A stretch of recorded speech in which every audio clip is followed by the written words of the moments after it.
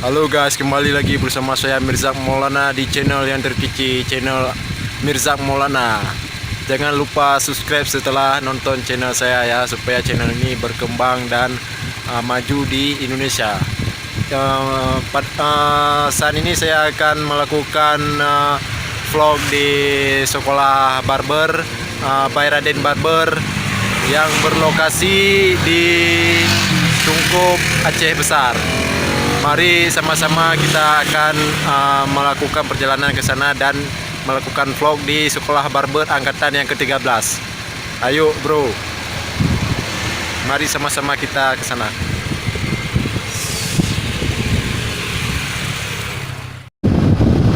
Ini adalah perjalanan menuju ke sekolah barber Tungkup, Aceh Besar. Sekolah barber, jangan lupa bahagia. Don't forget be happy.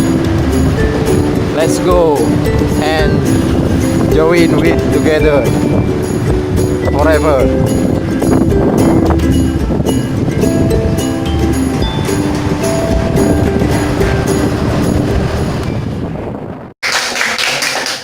Assalamualaikum warahmatullahi wabarakatuh. Waalaikumsalam.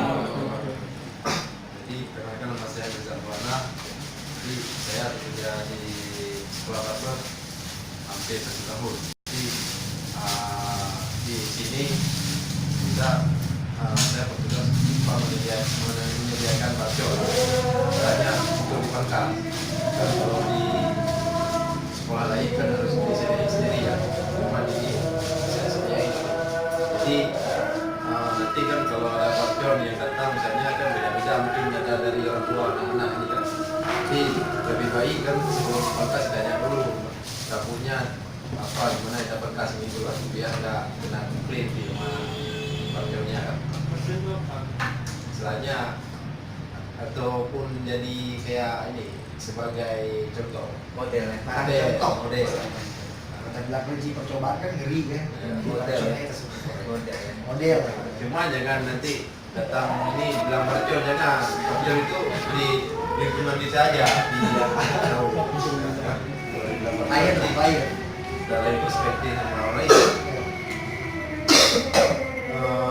Jadi di sekolah ini diutamakan istilahnya yang pertama itu keberanian dan ketelitian dalam memangkas dan kerapian. Jadi pada intinya walaupun kita nggak bisa memangkas, yang penting harus rapi dulu, rapi dan jangan comper saja, jangan ya comper lah. Itu yang penting. Kalau masalah metode nanti kayak rambut kan ada pengajarnya nanti diajari. Jadi kita harus tanya dulu mana cara pakasnya sama barber ataupun lain. Jadi yang saya ingin sampaikan bahwasanya nanti jika barbernya mungkin agak sepi ya, jadi bisa ini kan pangkas, misalnya pangkas kawan bentar kan yang mau pangkas sambilan tunggu barber kan, jangan nanti nggak ada barber kan,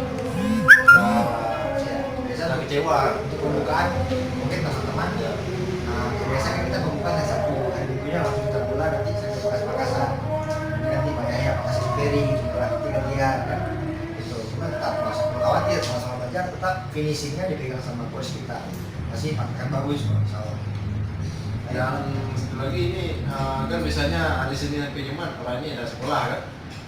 Mungkin dari jam pagi itu agak sepi, mungkin jam 2 mungkin ada yang datang kan. Jadi buat semua kan udah ngerti kan, ada anak sekolah nggak bisa berangkat di sekolah.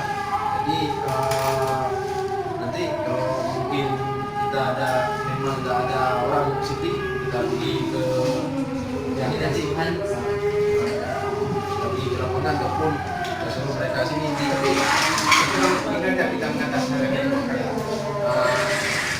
kalau misalnya pas belum ada datang anak-anak, jadi kami kasih saja materi dulu ya kan. Ya. Jadi pas nanti misalnya ada mertua kita, ada anak-anak kita, itulah diaplikasikan orang abang-abang ke anak-anak tadi bang. Oke, insya Allah lagi untuk sistem akan dibicarakan langsung sih. Pokoknya orang abang-abang nanti masalah pasti ada. Terima kasih Ustaz. Mungkin ada pertanyaan? Berarti besok boleh kan? Iya, insya Allah ya. Jam? Jam 2. Jam berapa? Berarti Jam 10. Ini 10. 11. Sampai jam 10 dan jam 11. Nah, Jadi hanya sekian dari saya. Tidak kurang. Maaf. Assalamualaikum warahmatullahi wabarakatuh. Waalaikumsalam. Karena rambut itu selalu tumbuh. Pasti orang butuh jasa kita.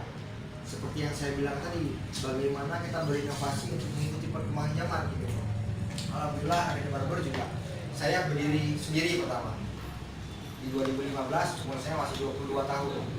Di situ saya semua sendiri, saya jadi karyawan sendiri, saya dulu bisa pangkas. Di situ saya belajar. Di situ alhamdulillah juga sekarang berkat tim yang banyak, berkat konsisten kita, berkat jerih payah kita. Karena kita bilang ya, saya juga termotivasi sama-sama orang udah sukses. Itu bagus sekali itu. Cuma kita harus lihat juga, kita orang yang sukses itu jangan manja yang pertama. Kita wallahualam memang mungkin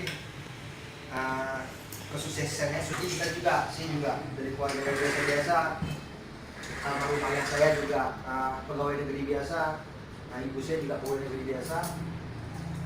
Itulah keluarga saya semua PNS. Abang saya satu dokter, kakak saya PNS, abang saya PNS.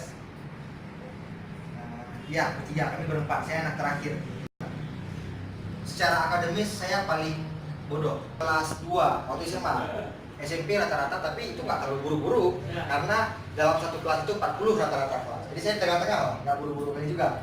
Nah, itu memang tuh secara akademis saya kurang menarik. Saya juga kuliah di Fakultas Hukum.